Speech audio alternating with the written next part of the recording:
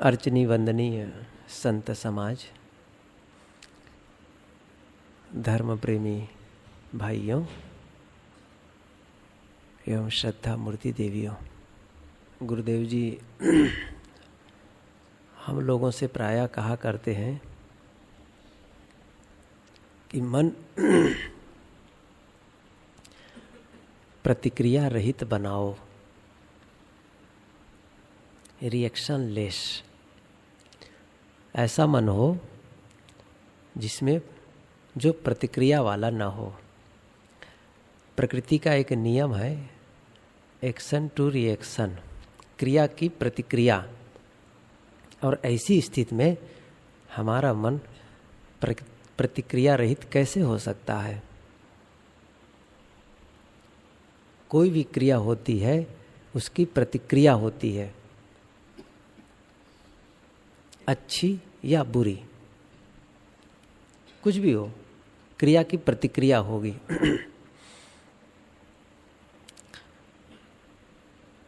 कोई भी घटना घटती है तो लोग अच्छा कहते हैं और लोग खराब भी कहते हैं।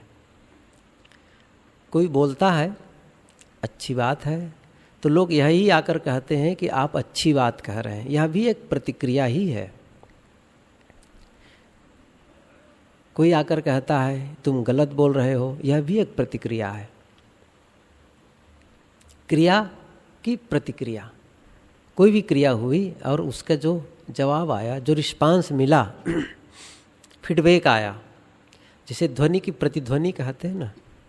ध्वनि में आप जोर से चिल्लाएंगे और कहीं ऊंची पहाड़ी जगह है या कोई पर्वतनुमा है तो आप चाहे स्तुति गाएं, वंदना गाएं तो प्रतिध्वनि वैसी होगी।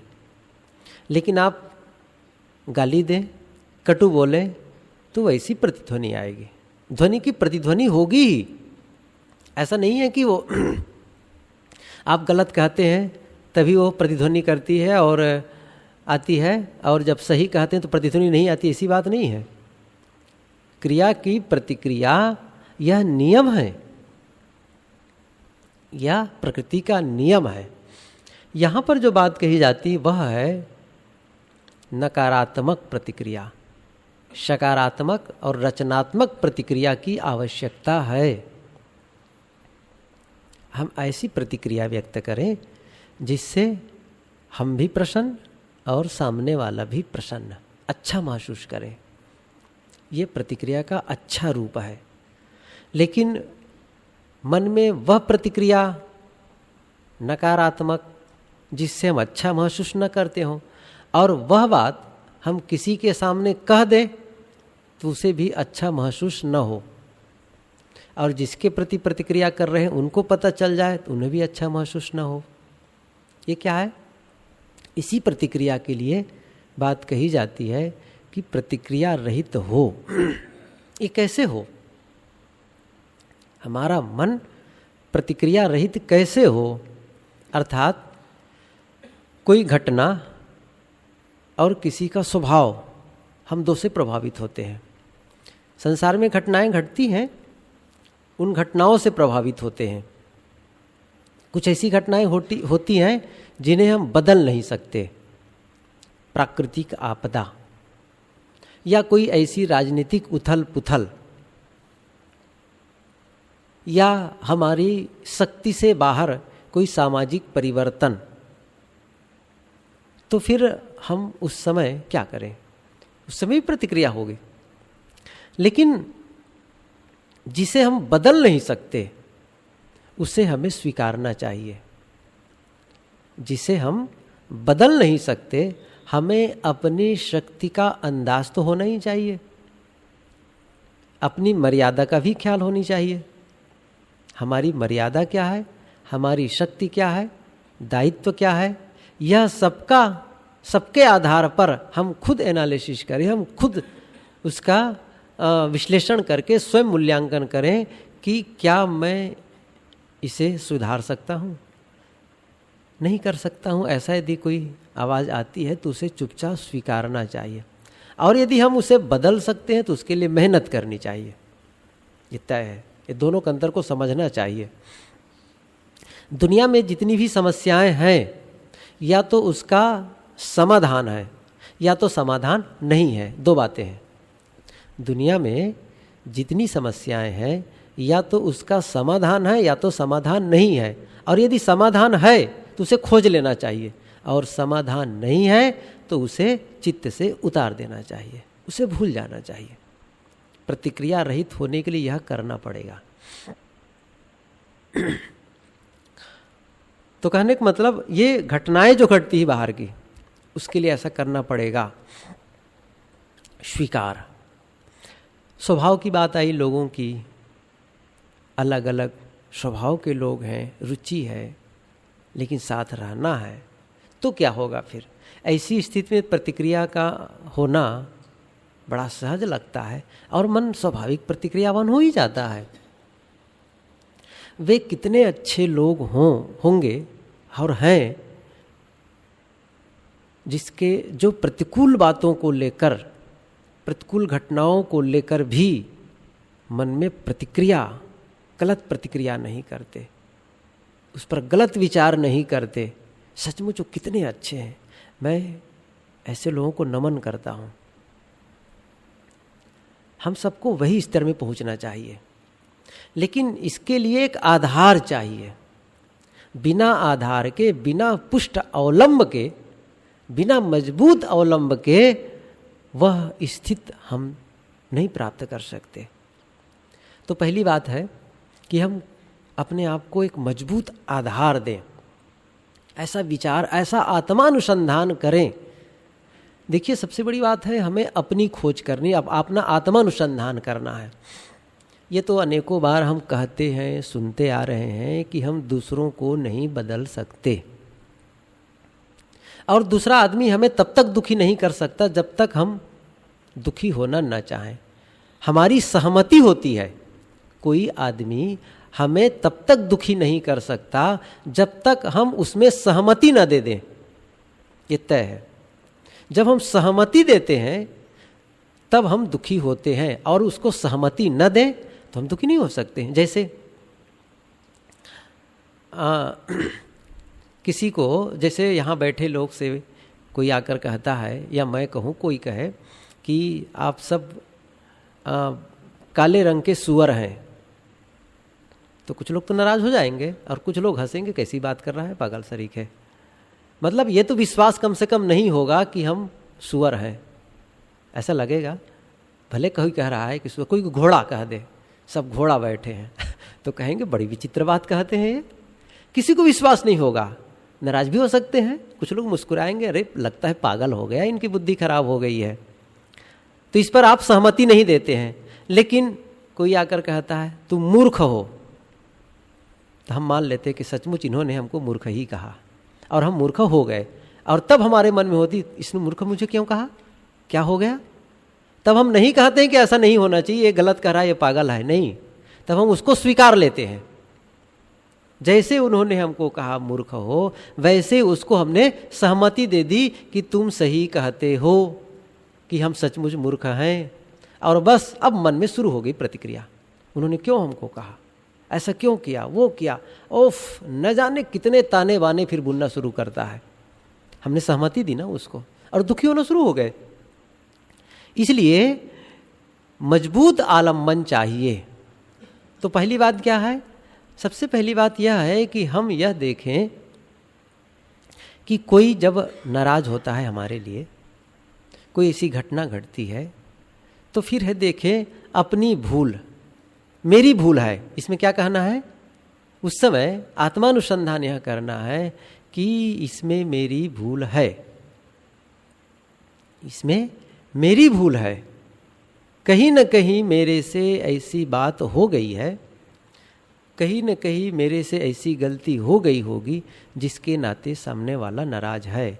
या तो मेरा कहीं बोलते समय मेरा स्वर कुछ ऐसा हुआ होगा, व्यंजना कुछ ऐसी होगी, मेरा भाव कुछ ऐसा हुआ होगा, मेरी क्रिया कुछ ऐसी हुई होगी जिसके नाते सामने वाला नाराज होगा।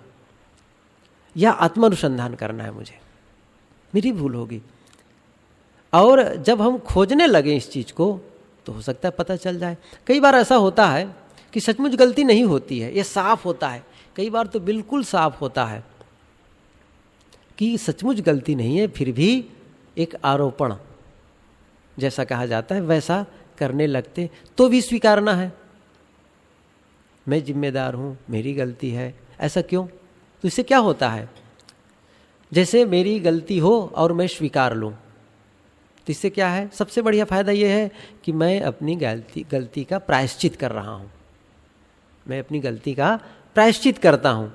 तो फिर प्रतिक्रिया कोई बात नहीं, उन्होंने गलती की इसलिए मैं प्रायश्चित कर रहा हूँ। दूसरी बात, जब वो गलती नहीं है फिर भी गलत कह रहा है, नाराज हो रहा है मुझे मेरे लिए, तो इसका मतलब है मेरा जो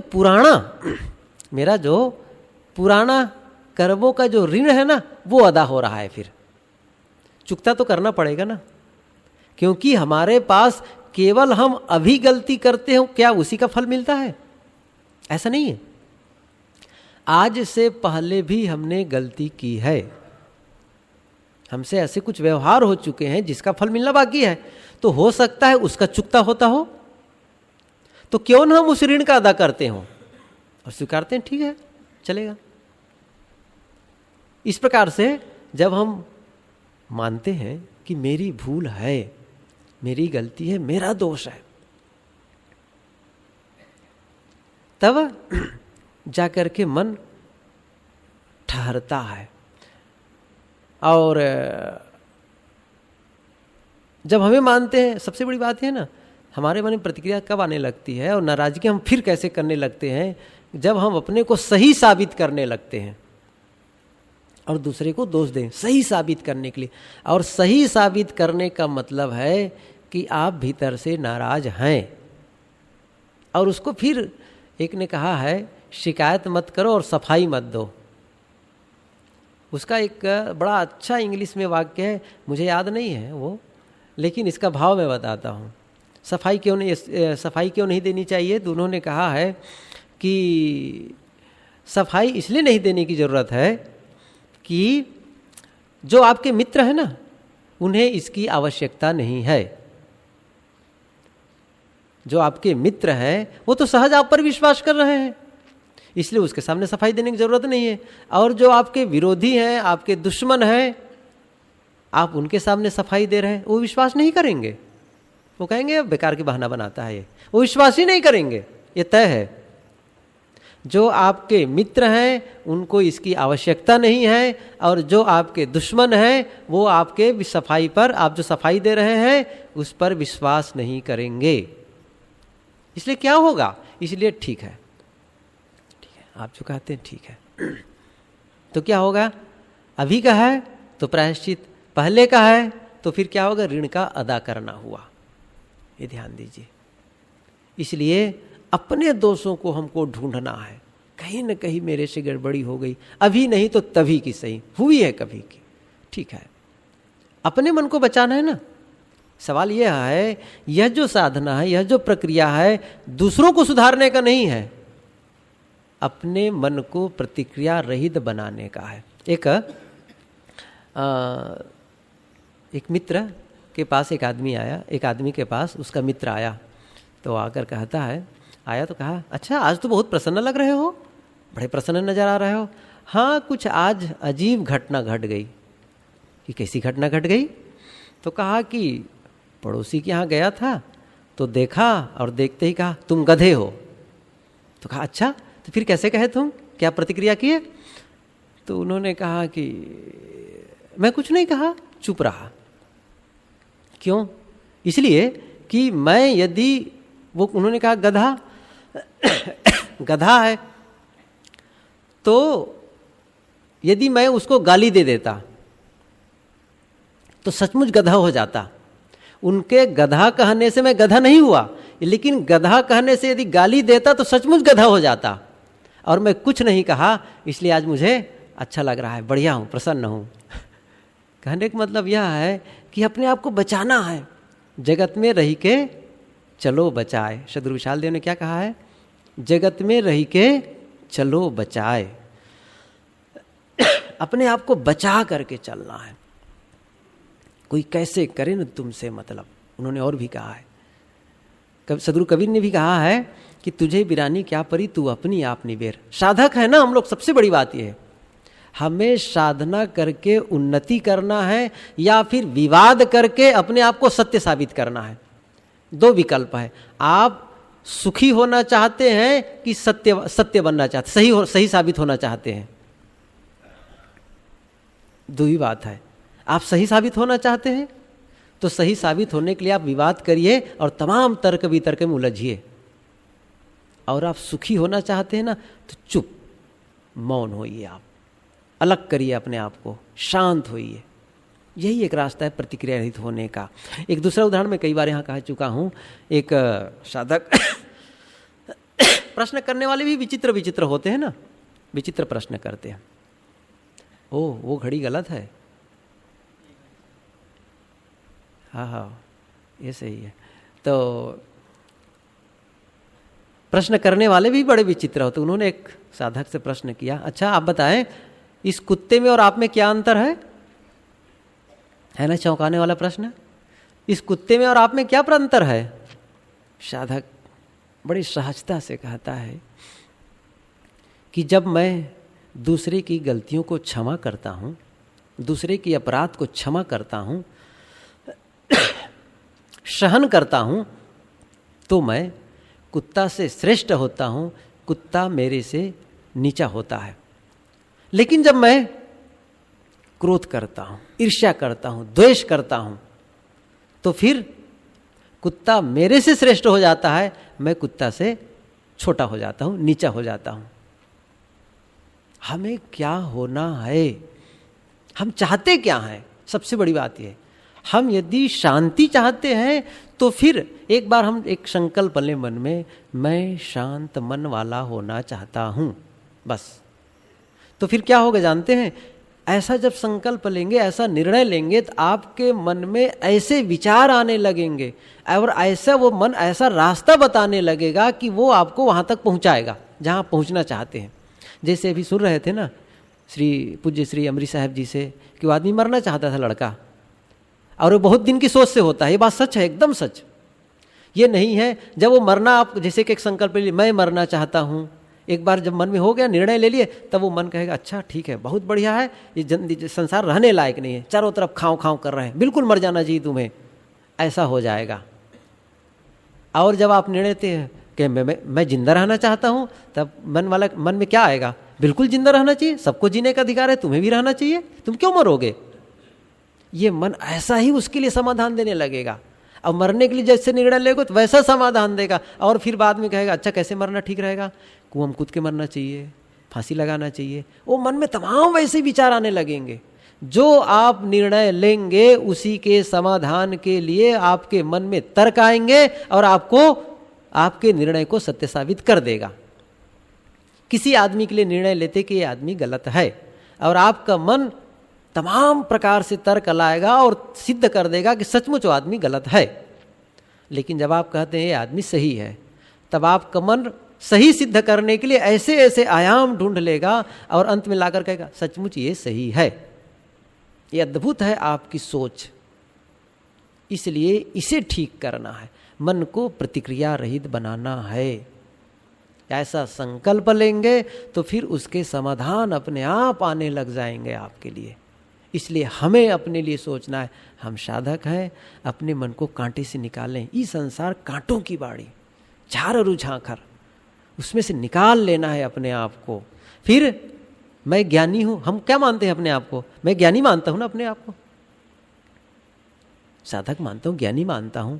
और उसको जो गलत व्यवहार कर रहा है, जो नाराज हो रहा है, क्रोध हो रहा है, इसका मतलब वो क्रोध के परिणाम को नहीं समझ रहा है कि उसका परिणाम क्या आता है।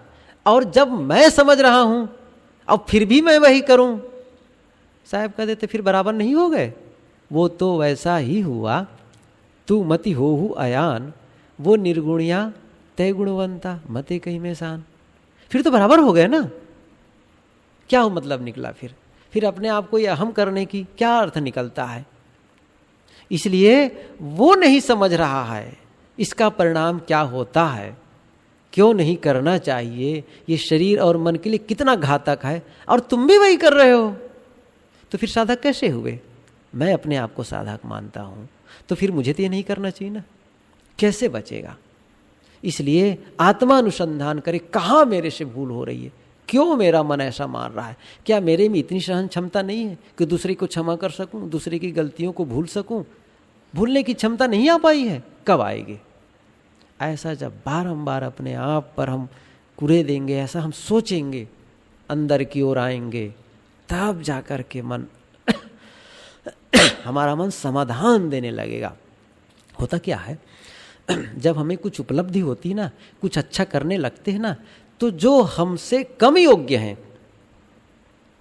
या हमसे उनकी स्थिति कमतर है, वो नहीं करते बन रहा है, तो फिर उनको देख करके हम नाराजगी व्यक्त करने लगते हैं, उसको हेय मानने लगते हैं। क्या हम ज़्यादा योग्य हो गए, ज़्यादा पहले से हैं, ज़्यादा बड़े हैं, ज़्यादा बढ़िया कोई काम करते हैं, ज़्यादा बढ़िया बोलते, बढ़िया गाते हैं, बढ़िया कुछ कर सकते हैं, तो जो कम योग्य है, नहीं कर पाते हैं, क्या उनको गलत कहना ही हमारे लिए एक रास्ता बच गया है? उनको हे कहना ही, उनको तिरस्कृत करना ही यही समाधान है? नहीं। यदि हम गलत सही करते हैं, ये हमारे लिए ठीक है, लेकिन जो सही नहीं कर पा रहा है, अच्छा नहीं कर रहा है, उन्हें हम गलत कहें, ये अधिकार नहीं है। किसी को अच्छा कहने का तो अधिकार हमें है, लेकिन किसी को गलत कहने का अधिकार हमें नहीं है। एक बार शेख शादी का नाम सब जानते हैं, सब तो नहीं लेकिन बहुत लोग जानते हैं। बहुत अच्छे वो साधक हो चुके हैं, छोटे थे, बहुत कम उम्र की, तो अपने पिताजी के साथ वो हज यात्रा करने जा रहे थे। तो हुआ क्या, वहाँ का सिस्टम, बहुत लोग, एक टीम होती है पूरी, उनके समूह होता है। तो पढ़ाओ एक जगह पढ़ा, तो सुबह का सत्र, अजान हुआ, नमाज पढ़ने के जाने का वक्त हुआ, और वो अपने पिताजी के साथ उठते हैं, वजू करके नमाज पढ़ने पहुंच जाते हैं।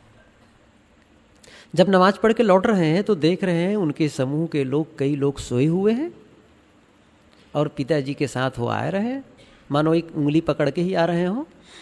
तो देखकर कहते हैं, पिताजी से को कहते हैं, संबोधित करते हुए, लोगों को देखते हुए, कितने जाहिल लोग हैं, नमाज का वक्त हो गया और सो रहे हैं। पिता ने कहा, शादी, तुम नमाज न पढ़ते तो अच्छा था, खुदा की इबादत न किए होते तो अच्छा था, लेकिन तुम गाली न देते, गाली क्यों दे रहे हो तुम? गाली, क्या तुम नमाज पढ़ने का यही अर्थ है, जो नहीं पढ़ पाए उनको गाली देना, उनको जाहिल कहना? क्या अर्थ निकलता है?